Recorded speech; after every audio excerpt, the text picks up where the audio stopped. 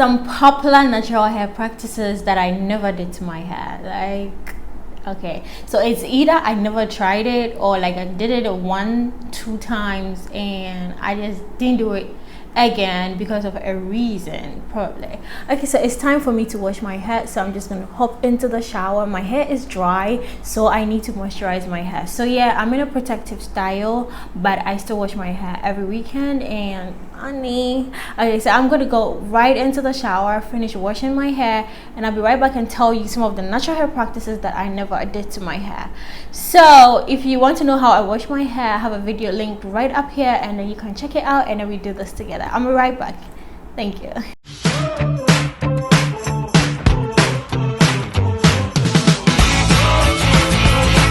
So the first thing that I do not do to my hair is to use oils for moisturizing.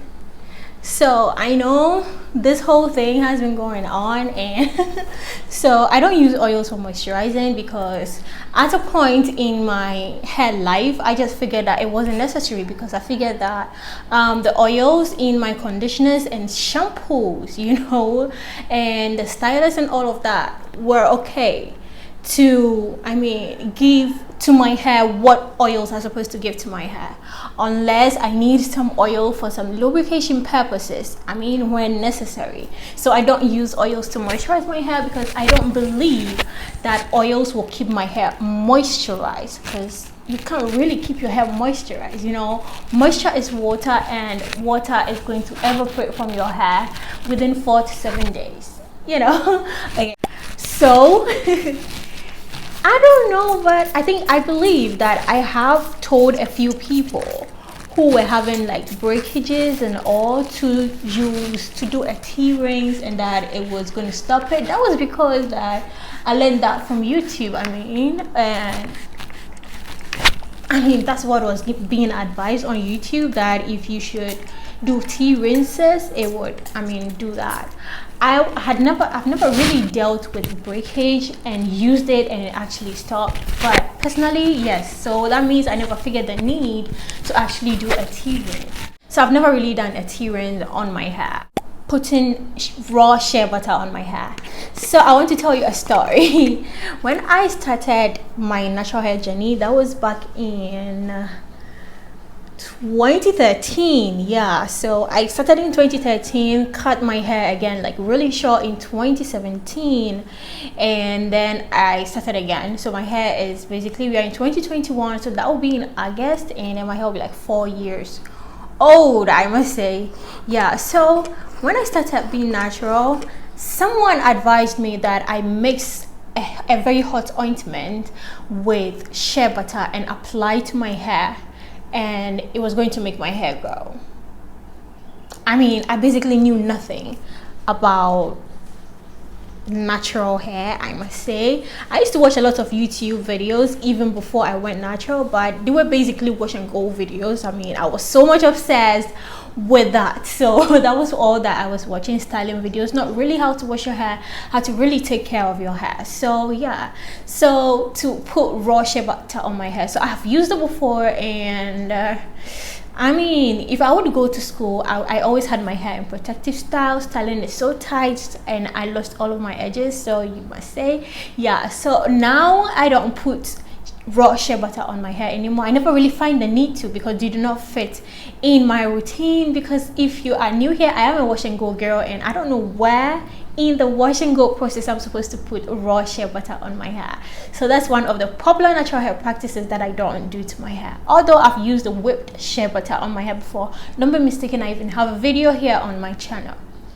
Pair oils and shea butter to put on my hair. So y'all know the LCO method, the LOC method, and all of that. So some people's LOC method, LCO method is a leave-in, an oil, and butter. Honey, shea butter and oils, like, I feel like they are basically the same things. Okay, so if you are wondering, my hair is like 90% dry. Okay, I blow dried it with my blow dryer, and so it's like 90% dry. That's why I chose to put in my leave-in at this time, so that it will dry with it. My ends are still dripping, but I don't think I should worry about that. So pairing oils and shea butter, I feel like when you melt shea butter, you're going to get oil, right? Yes. So I feel like they are both the same but different states at room temperature. So I don't know why you will pair an oil or shea butter together on your hair. All those heavy dudes, honey, no. So yeah, I do not pair oils and shea butter on my hair. I don't know what exactly I'll be doing all of that to my hair. I don't know, but no matter how many oils or shea butter you put in your hair, the water, the moisture that we need in our hair is going to evaporate within 4 to 7 days, you know. The next thing that I find it quite some way is putting raw shea butter on your scalp. So I was tagged, or I was mentioned in a video to see this. There was a video on Instagram that I saw that there was this brand that does whipped shea butter, or shea butter with some, you know, dope ingredients and all. And in the video, she was actually massaging the shea butter onto the person's scalp, like, yo, chunks of shea butter, like, I mean, of the shea butter that she's selling, or he's selling. I don't know if the owner is a girl or a lady or a man. So she was literally, I'm going to use a she because it looks like that's what's coming on my mouth. So she was literally massaging shea butter onto the person's scalp, and like was typically saying that massaging it onto the scalp is going to increase blood flow, and that's going to make your hair grow. I mean, the shea butter is going to make your hair grow. I mean, if you want to massage your scalp, maybe you will need some form of lubrication. So you just need probably some few drops of oils on your fingertips and then use to massage it.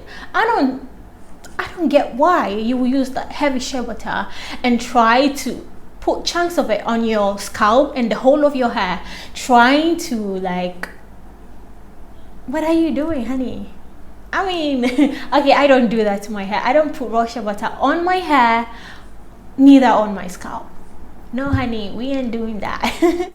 Rice water. I know, like, it was all over the place. So the truth is, I'll confess, I tried rice water before. So I watched the videos and, like, these people have this amazing growth in a few days, in like a week, in like 2 weeks. I was like, damn, I want some. Now, who doesn't want long hair? We all do. So I would prepare the rice water and it would sit there. I would forget that I actually put some rice water somewhere, and and by the time I go for it, it'll be stinking like hell. I was putting orange peels in mine, so, like, I mean, the few times I used like twice or 3 times. So the few times that I was actually able to remember that I prepared some rice water to use for my hair, I mean, they were not smelling that bad because I put orange peels on them, so they were smelling like really good. And also I used them, but I feel like I was just feeling too lazy. I just feel too lazy to do all of that. So that's basically it. I tried it a few times and I was feeling so lazy. And I mean, I'm not so obsessed with hair growth. So I was like, what the hell? No. The next thing that I don't do to my hair, I won't do to my hair, is put in an onion rinse. I mean, if you search on Google, benefits of cassava for your hair, you get something. Benefits of plantain for your hair, you get something. Benefits of everything for your hair, you're gonna get something. So I know, like, I don't think it's bad, but onions are expensive.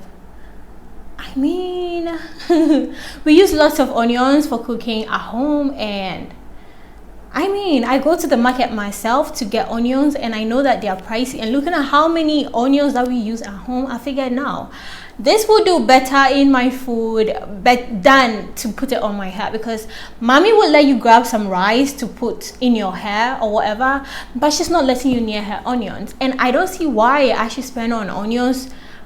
I mean, I'm cutting them, that's too much torture for me, for my eyes. Like, I really don't want to put any stress on myself, my scalp, like anything like that. So I mean, I never saw the need to do it, but I mean, I never advised anybody against it, neither am I against it, because I haven't used it to see the benefits or whatever. But I mean, I believe I eat lots of onions in my food, so whatever thing that it's in onions, I believe they have found their way to my scalp, and I definitely have the benefits that onions would give to my hair too.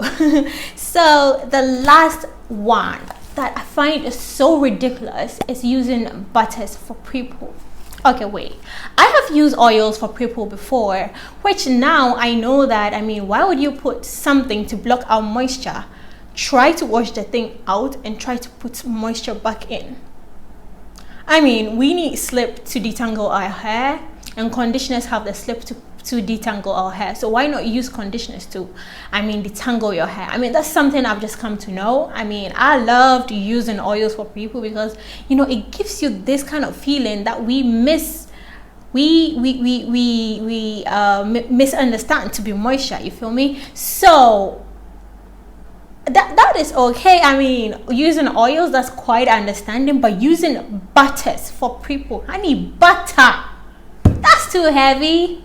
That's just too heavy. So I don't use butters for people. Some people do, but I just figured it was like, oh no, I would rather use oils, which I won't use at all. So, you know. So let me know in the comment section below which of these things you do to your hair, you used to do to your hair, you still do to your hair, and share with us some crazy things that you did to your hair, you have done to your natural hair before that you regret doing, and some of the things that I mentioned that you still do to your hair and you believe that you still benefit from it. Thank you so much for watching this video. I hope you enjoyed it. I also enjoyed this too. Thank you so much, and I'll see you in my next one. Bye.